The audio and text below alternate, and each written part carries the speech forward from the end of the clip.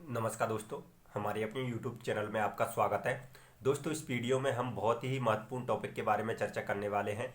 केंद्र सरकार ने दोस्तों कैबिनेट जो सचिव जो रहते हैं, जो कैबिनेट सचिव हैं दोस्तों, उनकी अध्यक्षता में एक समिति का जो है गठन किया है। उस समिति का दोस्तों ये जांच करना है कि एससी कैटेगरी की दोस्तों एससी कैटेगरी के लिए जो भी योजनाएं चलाई जा रही हैं उनमें दोस्तों किन जातियों को जो है ज़्यादा फायदा मिल रहा है और किन जातियों को जो है कम फायदा मिल रहा है। यानी कि दोस्तों केंद्र सरकार की जो योजनाएं हैं एससी कैटेगरी की सभी जातियों में समान वितरण के लिए, यानी कि जो गरीब जो जिनको योजनाओं का फ़ायदा नहीं मिला है उन लोगों की भी लिस्ट जो है तैयार करना है कि इनको जो है कम फ़ायदा मिला है योजनाओं का। साथ ही जिनको अधिक फ़ायदा मिल रहा है उनकी भी लिस्ट तैयार करना है कि इन जातियों को जो है कम फ़ायदा मिल रहा है। आइए दोस्तों देखते हैं और भी महत्वपूर्ण चर्चा करेंगे। क्या इस समिति का जो मकसद है वो एससी कैटेगरी का उपवर्गीकरण करना है या क्या मकसद है? तो आइए दोस्तों देखते हैं।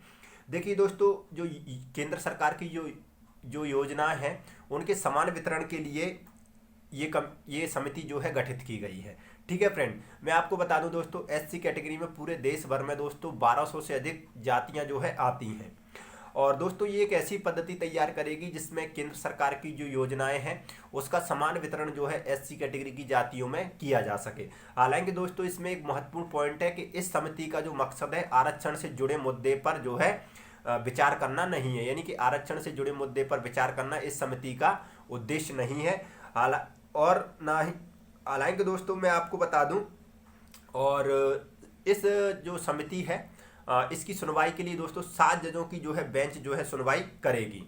और दोस्तों ये सुनवाई करेगी।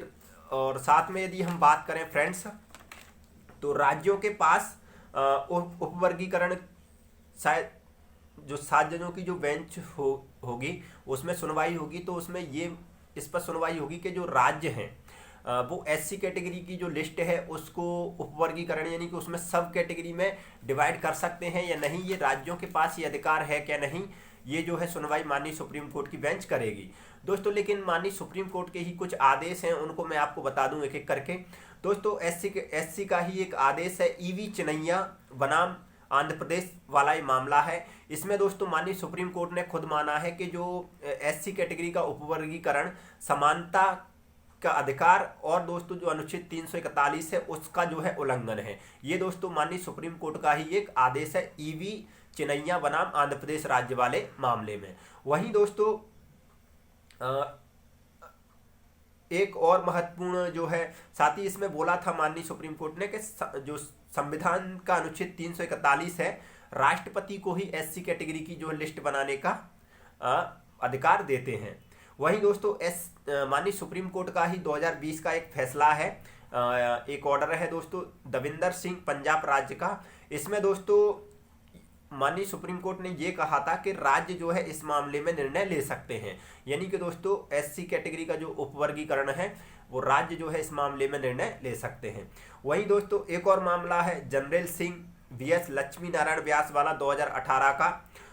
इसमें दोस्तों माननीय सुप्रीम कोर्ट ने ये कहा था कि जो एससी कैटेगरी का जो उपवर्गीकरण है इसमें दोस्तों ये कहा था कि एससी कैटेगरी में दोस्तों जो क्रीमी लेयर है वो लागू किया जा सकता है, किसके लिए? जो प्रमोशन में आरक्षण है उसके लिए। ठीक है फ्रेंड, वहीं दोस्तों जो विशेषज्ञ हैं उनका ये कहना है कि संविधान का जो 16 का 4 अनुच्छेद है उसमें पहले से ही राज्यों को विशेष शक्ति दी गई है कि वो जो पिछड़े वर्ग हैं उनके लिए विशेष कानून बना सकती है। किसके लिए? कैसे पिछड़े वर्ग के लिए? जिनका जो है जो रोजगार है उसमें जो है पर्याप्त प्रतिनिधित्व नहीं है।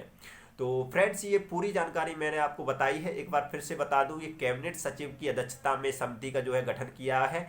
और उस समिति का दोस्तों जो मकसद है ये है कि केंद्र सरकार की जो योजनाएं हैं उनका दोस्तों समान वितरण, यानी कि जो एससी ये पता लगाना है कि एससी कैटेगरी में कौन सी ऐसी जातियां जो केंद्र सरकार की योजनाओं का सबसे ज़्यादा फायदा उठा रही हैं और ऐसी कौन सी जातियां हैं जो केंद्र सरकार की योजनाओं का कम फायदा उठा रही है।